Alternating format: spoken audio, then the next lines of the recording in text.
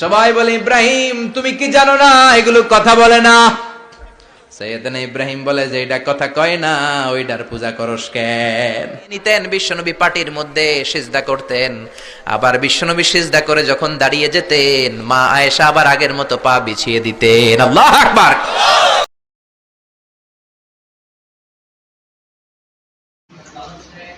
প্রিয় দর্শকবৃন্দ, আপনাদের সবাইকে জানাই আন্তরিক শুভেচ্ছা ও স্বাগত।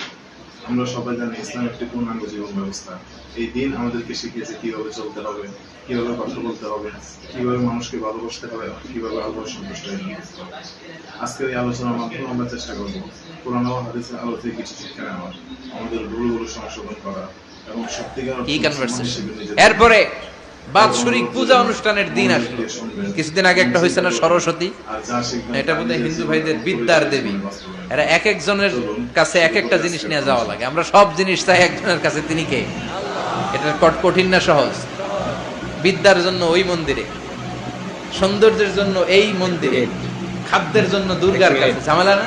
আমরা সব কিছুর জন্য একজনের কাছে যাই, তিনি কে? বাৎসরিক পূজা অনুষ্ঠানে সবাই ইব্রাহিমরে ধরছে, ইব্রাহিম চল আমরা পূজা দিতে যাব। সাইয়েদনা ইব্রাহিম ফানাযারা নাযরাতান ফিন নুজুম, তাকালেন আকাশের, বললেন ইন্নী সাকিম, আমি যেতে পারবো না, অসুস্থ। আমি কি আসলে সুস্থ ছিলেন? অসুস্থ বললেন কেন? কারণ অসুস্থতা দুই ধরনের, চিল্লায় বলেন। একটা শারীরিক আর একটা। সাইয়েদনা ইব্রাহিম মানসিকভাবে প্রচন্ড বিপর্যস্ত ছিলেন, অসুস্থ ছিলেন। এর কারণ গোটা উম্মাত মূর্তির পূজা করে, এই দৃশ্য দেখে কোনো নবী মানসিকভাবে সুস্থ থাকতে পারে? উনি বললেন আমি অসুস্থ, তোমরা যাও। সবাই বলল ঠিক আছে আমরা যাই। ইব্রাহিম তুই আমাদের ঘরের মূর্তিগুলারে পাহারা দে। মূর্তি পাহারাদার একজন ভালো লোক পাওয়া গেছে, মূর্তি পাহারা দেওয়ার জন্য ভালো একজন পাহারাদার পাওয়া গেছে। নাম কথা কন, কথা বুঝতে কষ্ট হচ্ছে মনে হয়। মূর্তি পাহারা দেওয়ার জন্য কারে পাওয়া গেছে? সাইয়েদনা ইব্রাহিম কয় ঠিক আছে আজকে পাহারা দিমু, জন্মের পাহারা, যা তোরা দিতাছি, পাহারা দিতেছি যা। এইবার সাইয়েদনা ইব্রাহিম মূর্তির ঘরে ঢুকলেন। দেখেন কি সুন্দর কথোপকথন আল্লাহ তুলে ধরলেন। আল্লাহু আকবার।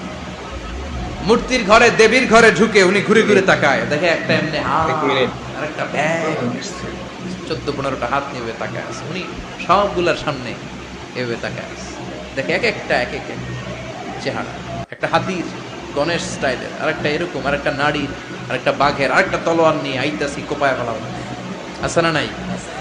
সবগুলোর সামনে যায়, যে দেখে আর অবাক হয় কত ধরনের খোদার কাছে এরা কত কিছু চায়। আর যে দেখে প্রত্যেকটার সামনে ডেজার্টস আইটেম, মিষ্টান্ন, এক একটার সামনে রসমলাই, এক একটার সামনে কালো জাম, লাল জাম, রসগোল্লা, চামচাম, দুধ মালাই, মালাই চপ আছে না নাই? যে পানি চলে আসছে নাকি? তো সাইয়েদনা ইব্রাহিম অবাক, কি রে এত মূর্তি, এত ডিজাইন, এত ভাবে এরা অঙ্গভঙ্গি করে আছে, এত খাবার দেয়া, খায় না কেন? সাইয়েদনা ইব্রাহিম ভাবলেন মনে হয় নাগাল পাই না, আমি একটু তুল্লা ধরি। উনি রসমলাইয়ের বাটিটা নিয়ে, যেটা হা করে আছে ওইটার সামনে যায়, কয় খা। কি কয়? বানাই কইতেছি মনে। ফারাগা ইলা আলিহাতিম, মূর্তিগুলোর কাছে গেলেন।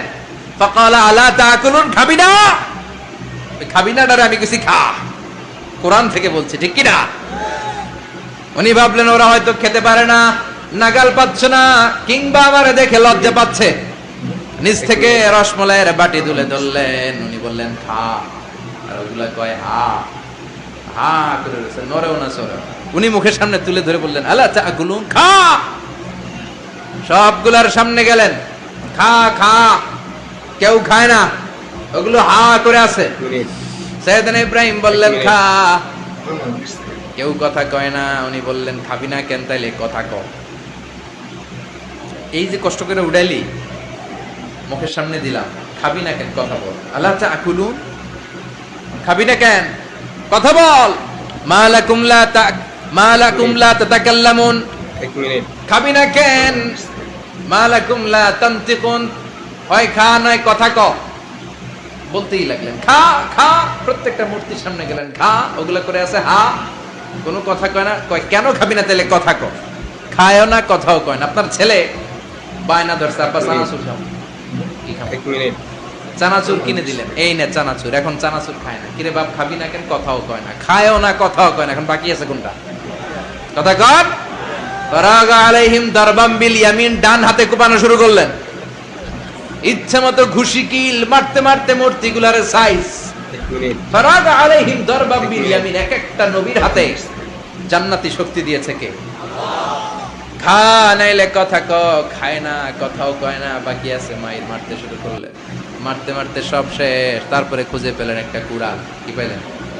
কুড়াল দিয়ে মারতে আরো সুবিধা, খালি এটারে এভাবে মারে ওইভাবে মারে, মারতে মারতে যতগুলো মূর্তি ছিল সবগুলো মেরে বড় মূর্তিটার গায়ে মারতে যাবে, in the meantime stop, না এটারে মারো না।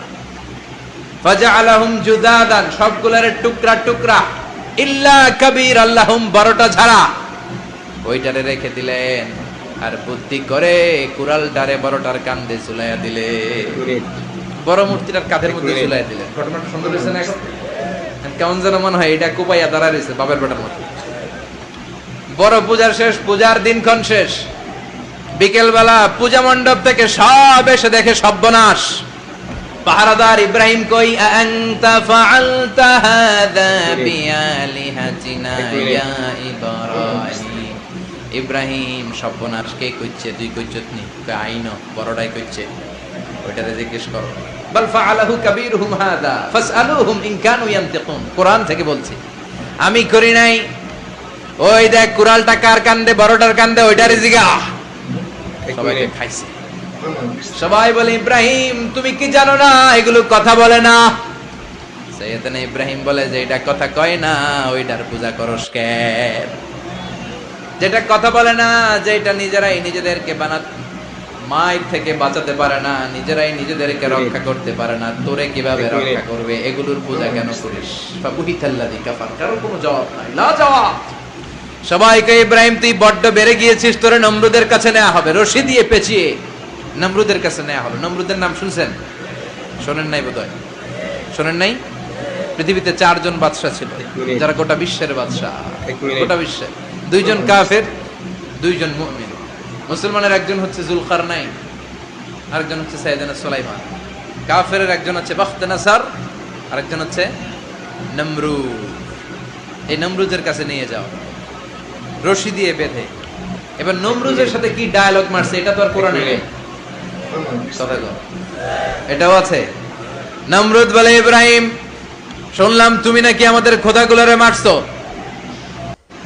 তুমি নাকি কোন আল্লাহর ইবাদত করো, তুমি নাকি কোন নতুন রবের তথ্য নিয়ে আমাদের বাবেল নগরীতে আগমন করেছো। আমি ছাড়া কোন খোদা আছে বলে তো আমি শুনি নাই। এই বাবেল নগরীতে আমি ছাড়া কোন খোদা আছে আজকে নতুন শুনলাম। কে তোমার খোদা? কি তার পাওয়া? এবার ডায়ালগ মারা শুরু করলেন সাইয়েদনা ইব্রাহিম। সাইয়েদনা ইব্রাহিম বললেন, রব্বি আল্লাযী ইউহয়ী ওয়া ইউমীত, আমার রব এমন রব যিনি জীবন দেয় আবার মরণও দেয়। জীবন দেয় কে? মরণ দেয় কে? নমরুদ বলে, তাই তোমার আল্লাহ জীবন দেয় মরণ দেয়? আনা উহয়ী ওয়া উমীত। এবার নমরুদ ডায়ালগ মারতেছে, খালি ডায়ালগ।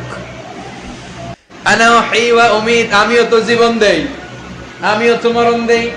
সাইয়েদনা ইব্রাহিম বললেন, তুমিও যদি আমার আল্লাহর মতো জীবন দাও মরণ দাও তাইলে দেখাও। নমরুদ জেলখানা থেকে 2 জন ফাঁসির আসামিকে ধরে এনে একটা ধারালো ছুরি নিয়ে প্রথম আসামির পেটের ভিতরে ধা করে ছুরিটা ভরে দিয়েছে। ফিনকি দিয়ে রক্ত ছুটলো। লোকটা ছটফট ছটফট ছটফট করতে করতে দুনিয়া থেকে বিদায়। এবার পেট থেকে ছুরিটা বের করে দ্বিতীয় আসামির পেটের মধ্যে ঢুকাতে যাবে ধা করে। In the meantime stop, ঢুকায় নাই, পেটে ঢুকাইতে যেও ঢুকায় নাই।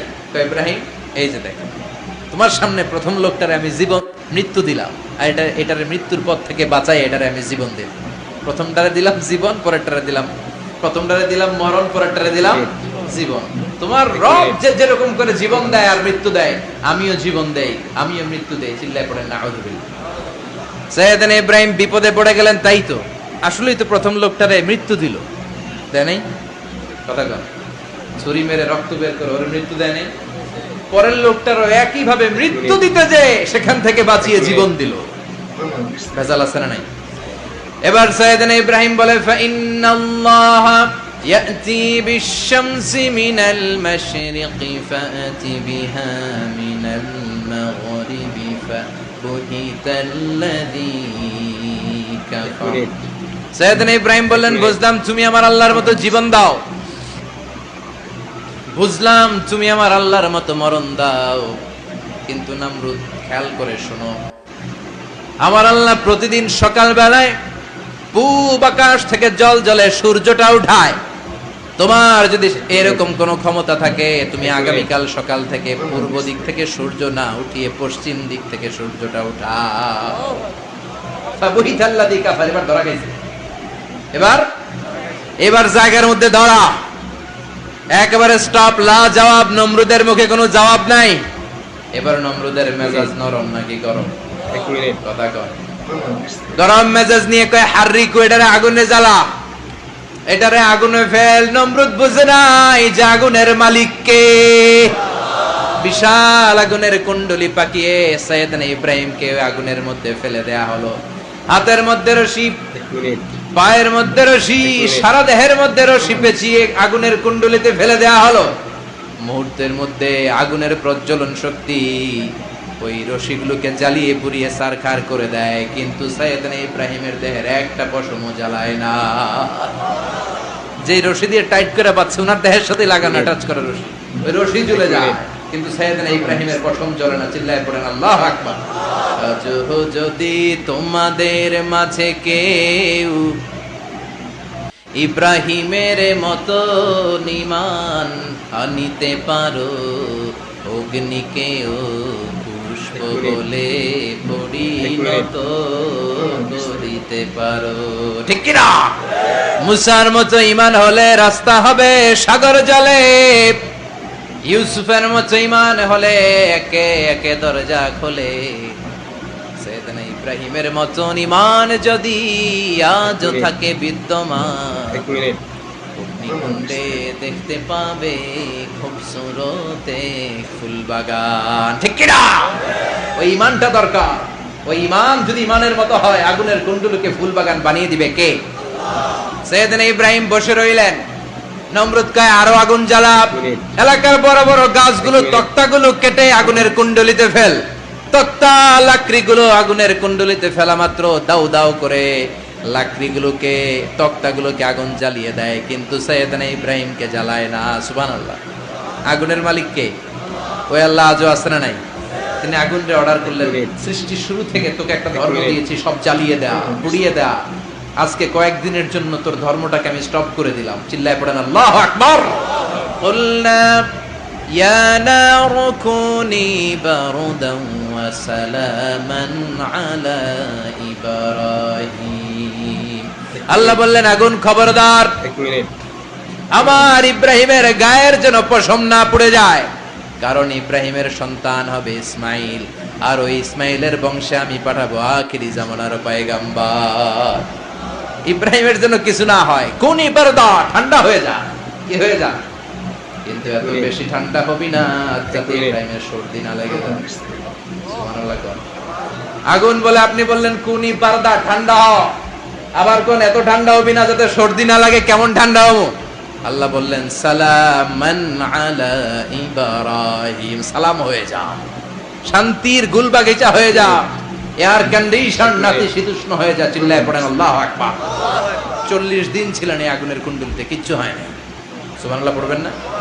শেষ জীবনে উনি ওনার নাতিপুতিদের সাথে গল্পের সময় বলতেন যে আমার জীবনে সবচেয়ে আরামদায়ক সময় কাটিয়েছি আমি ইব্রাহিমের আগুনের, নমরুদের আগুনের কুণ্ডলির ভেতরে থেকে। চিল্লায় এখন সুবহানাল্লাহ।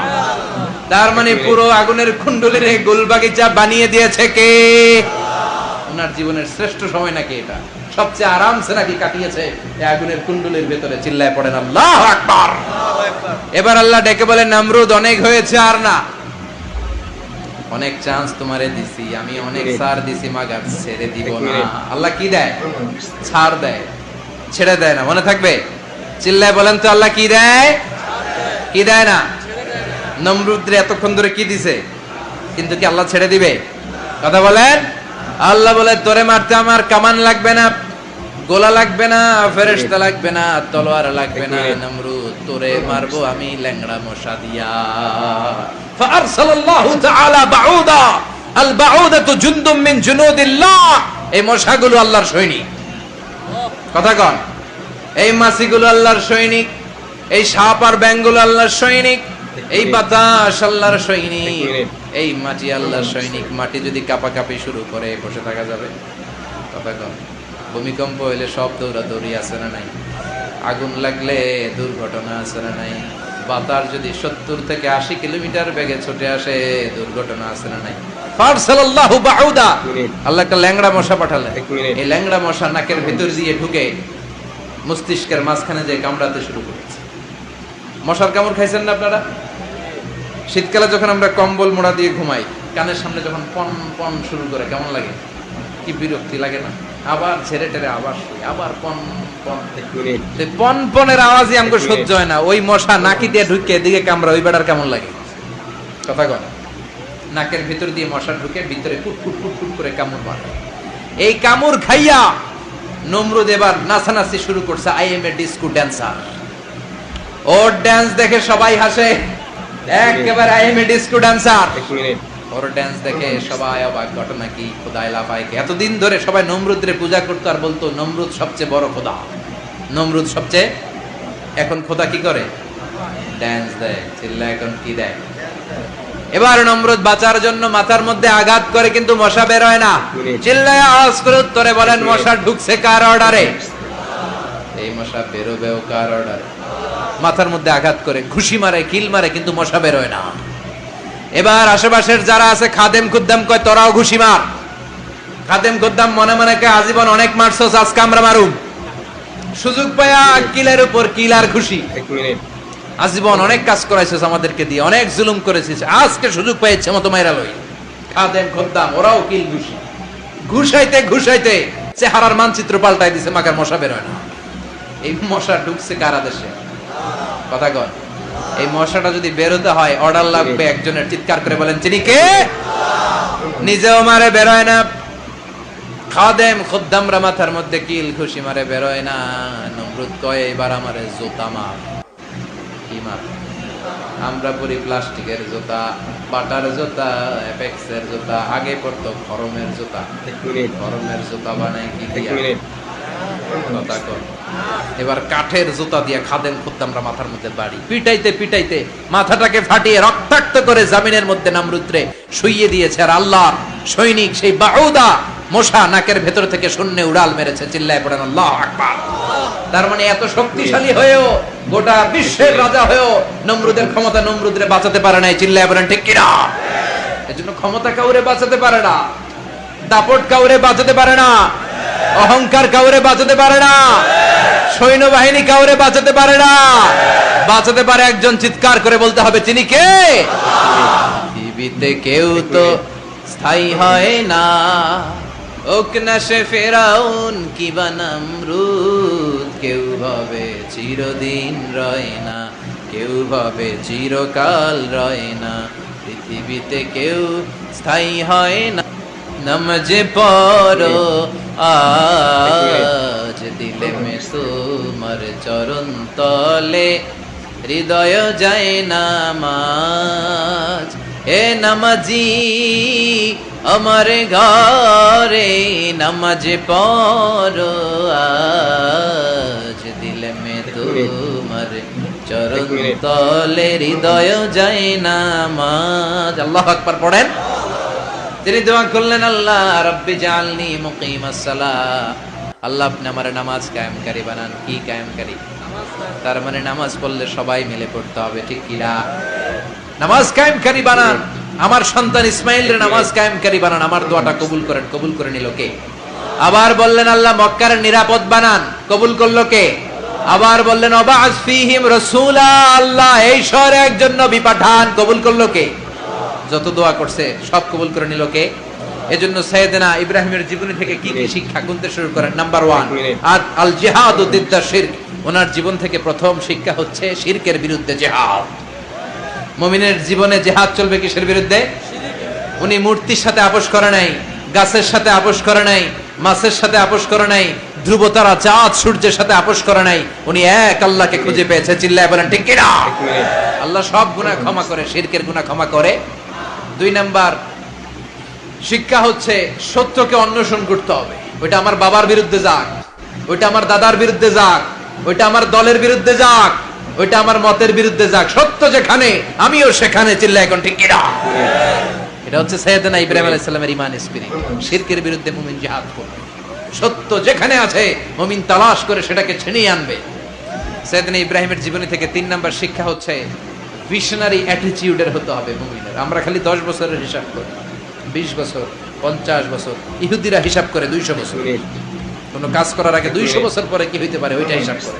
সাইয়েদনা ইব্রাহিম এরকম ভিশনারি ছিলেন, এজন্য দোয়া করেছেন রব্বানা ওয়াবআস ফীহিম রাসূলা।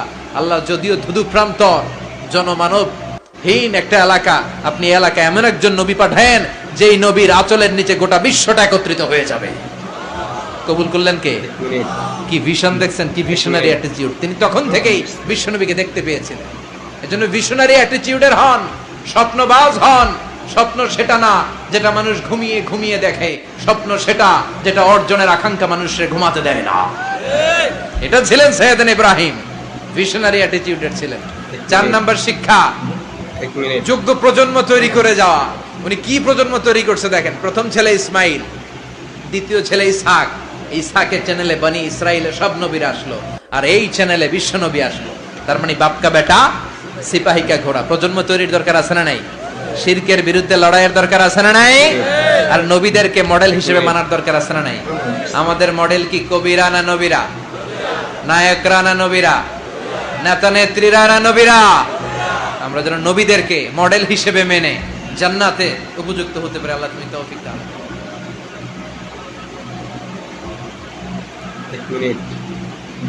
এক মিনিট। কি ঘর ছিল, টাকা নাই, পয়সা নাই, দামি বিছানা নাই, ফার্নিচার নাই, জুয়েলারি নাই, অর্নামেন্টস নাই, কিন্তু বিশ্বনবীর ঘরের মধ্যে সুখ আর শান্তি আছে না নাই? সুখ আর সুখ। ফজরের নামাজ পড়ে এসে নিজেই মা আয়েশার সাথে রান্না করতে বসে যেতেন, নিজের তলোয়ার বের করে পেঁয়াজ কাটা শুরু করতেন বিশ্বনবী। আল্লাহু আকবার। বিশ্বনবী গ্লাসের যেই মা আয়েশা গ্লাসের যেই জায়গায় ঠোঁট লাগিয়ে মুখ লাগিয়ে পানি পান করতেন, ওই জায়গাটা খুঁজে খুঁজে বিশ্বনবী আবার ওই জায়গায় ঠোঁট লাগিয়ে পানি পান করতেন। কোন সুবহানাল্লাহ। আবার গোশত খাওয়ার পর বিশ্বনবীর স্ত্রী মা আয়েশা হাড্ডি চুষতেন, চষে ফেলে দেওয়া হাড্ডিটা বিশ্বনবী আবার হাতে নিয়ে চষা শুরু করতেন। আল্লাহু আকবার। কি শান্তি, কি সুখ। মা আয়েশাকে বিয়ে করার আগে মা আয়েশার চেহারাটা বিশ্বনবীর কাছে জিবরাইল এনে বলল, ইয়া রাসূলুল্লাহ আখবিরনি, আমাকে বলেন মেয়েটাকে দেখতে কেমন লাগে। বিশ্বনবী বললেন, কার মেয়ে? আপনার বন্ধু আবু বকরের মেয়ে। কেন এনেছো? আল্লাহ ডাইরেক্ট প্রপোজাল দিয়েছে, ডাইরেক্ট প্রপোজ করেছে বিয়ের জন্য। বিশ্বনবী বললেন, তাই নাকি? জিবরাইল বললেন, হ্যাঁ ইয়া রাসূলুল্লাহ, আমি হলাম বিয়ের ঘটক, আল্লাহ হলেন বিয়ের কাজী। বিশ্বনবী বললেন, তুমি যদি বিয়ের ঘটক হও, আল্লাহ যদি হয় কাজী, আমি মুহাম্মদ রাজি। আল্লাহু আকবার। বিয়ে হয়ে গেল। ঘরে দামি কিছু নাই, ফার্নিচার নাই, টাকা পয়সা নাই, কিন্তু বিশ্বনবীর ঘরের মধ্যে সুখ আছে না নাই? বিবিদেরকে এত ভালোবাসতেন, কোনোদিন মারামারি করেন নাই, যৌতুকের জন্য পিটান নাই, কোনোদিন গায়ে হাত তোলেন নাই। কোন ঠিক কিরা? এক একজনকে বিশ্বনবী প্রাণ ভরে ভালোবাসতেন। বিবিরাও বিশ্বনবীর কাছে আবদার করতেন, নানা ধরনের আবদার। বিশ্বনবী সেগুলো পূরণের চেষ্টা করতেন। আবার মাঝে মাঝে রাত্রিবেলা মা আয়েশার সাথে দৌড়াদৌড়ির প্রতিযোগিতা করতেন। কোন সুবহানাল্লাহ। সহিহ হাদিস, মা আয়েশা তখন চিকন ছিল। এক মিনিট। তাহাজ্জুদের সময় বিশ্বনবী উঠে মা আয়েশারে বললেন, আয়েশা ও আমার কলিজার টুকরা হুমায়রা। মা আয়েশাকে আদর করে বিশ্বনবী হুমায়রা বলতেন। হুমায়রা মানে যেই মহিলা রেগে গেলে, খুশি হয়ে গেলে, রাগের চোটে, খুশির চোটে দুইটা গাল আনার ফলের মতো টকটকে লাল হয়ে যায়। কোন সুবহানাল্লাহ। মা আয়েশা রেগে গেলে গালগুলো লাল হয়ে যেত, গাল দুইটা টকটকে লাল আকার ধারণ করত। বিশ্বনবী তাকে হুমায়রা বলতেন, হুমায়রা মদিনাতে কেউ জেগে নাই, চলো না আমরা দৌড় দৌড় খেলি। মা আয়েশা মহা খুশি, কারণ সব বিবিরাই চায় স্বামীরা একটু রোমান্টিক হোক। কোন ঠিক কিনা? সব বিবিরাই চায় স্বামী আমার দিকে স্পেশাল নজর দেখ। সব বিবিরা চায় স্বামী আমাকে নিয়ে পারলে একটু রেস্টুরেন্টে ঘুরতে যাক, স্বামীরা পারলে আমারে একটু বেড়াতে নিয়ে যাক। এরকম আবদার বিবিদের কাছে আছে না নাই? কিন্তু এমনও অনেক স্বামী খুঁজে পাবেন, বছরের পর বছর যায়, বিবিরে সালামও দেয় না। আছে না নাই? খিটখিটে মেজাজ, মেজাজ দেখায়, ধমক দেয়, আবার যৌতুকের জন্য পিটায়। আছে না নাই? জোরে বলেন, আছে না নাই? শয়তান দিল যৌতুক, কোরআন দিয়েছে মোহর। আমরা এখন মোহর ছেড়ে দিয়ে যৌতুকের পেছনে হাঁটি। জোরে বলেন ঠিক কিনা? যৌতুকের চেয়ে জঘন্য অপরাধ সমাজে নাই। কুকুরের গোশত খাওয়া যত গুনাহ, যৌতুক তার চেয়েও বেশি গুনাহ, ঠিক কি না? কুকুরের গোশত খেলে একটা গুনাহ হয়, হারাম খাওয়ার গুনাহ হয়, কিন্তু যৌতুক খেলে দুইটা গুনাহ হয়। এক হলো হারাম খাওয়ার গুনাহ, দুই হচ্ছে শ্বশুর বাড়ির উপরে জুলুম করার গুনাহ। জোরে বলেন ঠিক কি না? মা আয়েশা বললেন, ইয়া রাসূলুল্লাহ, আমি দৌড়াদৌড়িতে রাজি। বিশ্বনবী বললেন, লেটস স্টার্ট দ্য কম্পিটিশন, চলো কম্পিটিশন শুরু করি। ওই যে মদিনার মসজিদের পাশে বড় একটা পিলার দেখা যায়, ওই পিলারের মধ্যে কে যে আগে ধরতে পারে রে আয়েশা, চলো আমরা দৌড় দেই।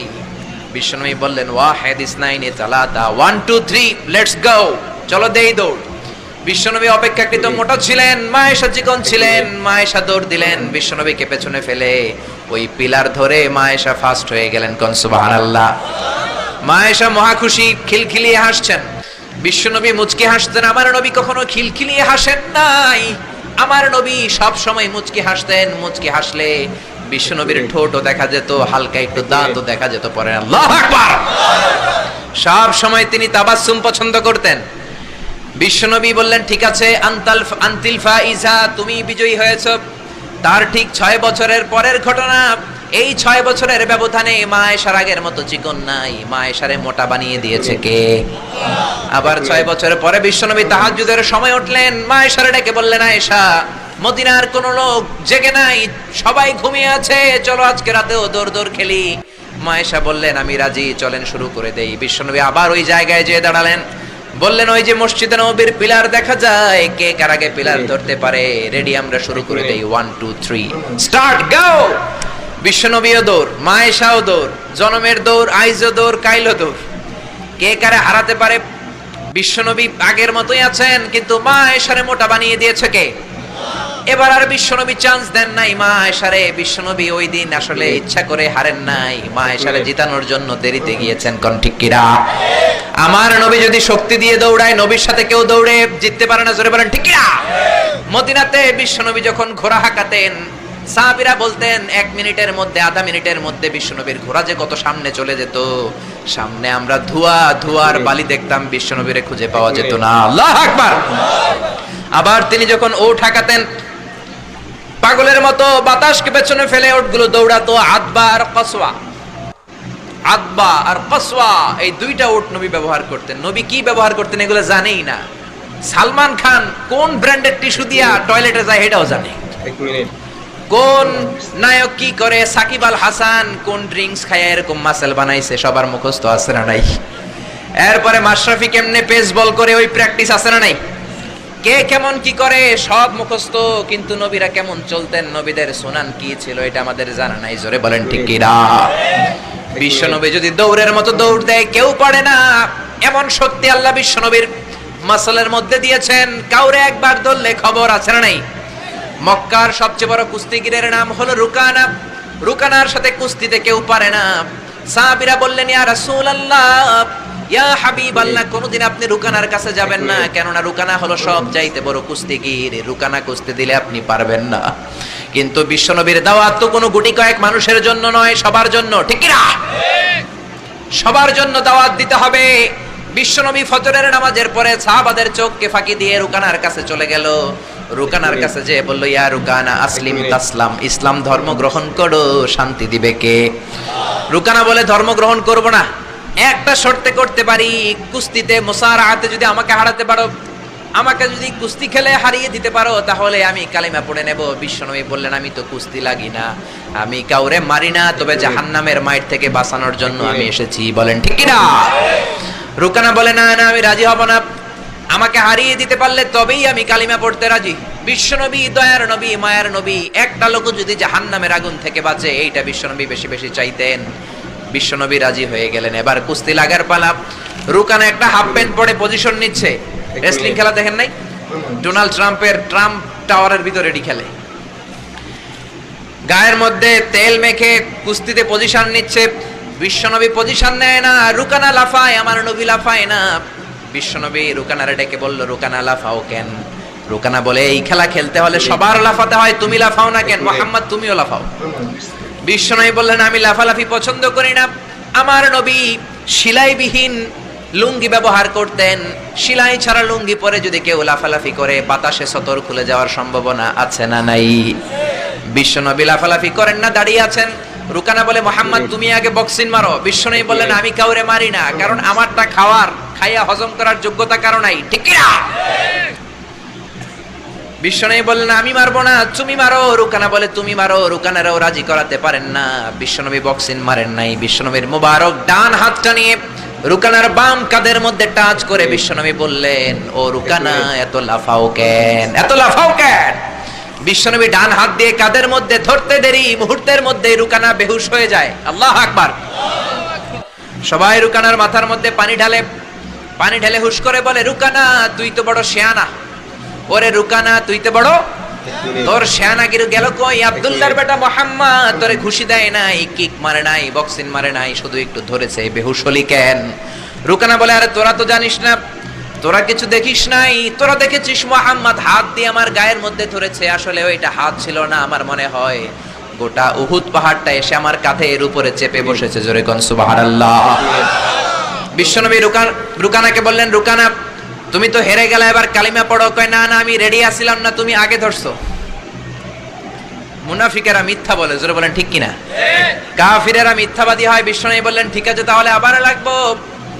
রুকানা বলল, তুমি মারো। বিশ্বনবী বললেন, প্রথমটা আমি মেরেছি, এইবার তুমি মারো। রুকানা বলে, আমি মারবো না, তুমি মারো। বিশ্বনবী আবার রুকানাকে ধরলেন। মুহূর্তের মধ্যে রুকানা আবার বেহুশ হয়ে যায়। সুবহানাল্লাহ কইতে বললেন না? হুশ ফিরানো হলো। আবার সবাই মাথায় পানি দেয়। আর জেগে ওঠার পরে বলে, রুকানা তুই তো বড় শিয়ানাগিরি গেল কই? 1 মিনিট। রুকানা বলে, আবার ওই যে উহুদ পাহাড় আমার কাঁধের উপরে চেপে বসেছে, তোমরা তো খালি চোখে দেখো নাই। বিশ্বনবী বললেন, এবার কালিমা পড়ো। রুকানা বলে, না না, আমার পেটে ক্ষুধা ছিল, আমার গায়ে শক্তি কম ছিল, আমি প্রস্তুত ছিলাম না, পেট ভরে খাবো, খেয়ে দে তোমার সাথে আবার লাগুম। দাইন 3 1 মিনিট। দাইন কয় দাইন? খেলা এরকম বলে না অনেকে, দাইন 3 আবার লাগবো, আবার খেলা হবে। আবার বিশ্বনবী ধরলেন, আবার বেহুশ। বিশ্বনবীকে তোরে আর কত বেহুশ করুন? এজন্য আমার নবীর গায়ে শক্তি আছে না নাই?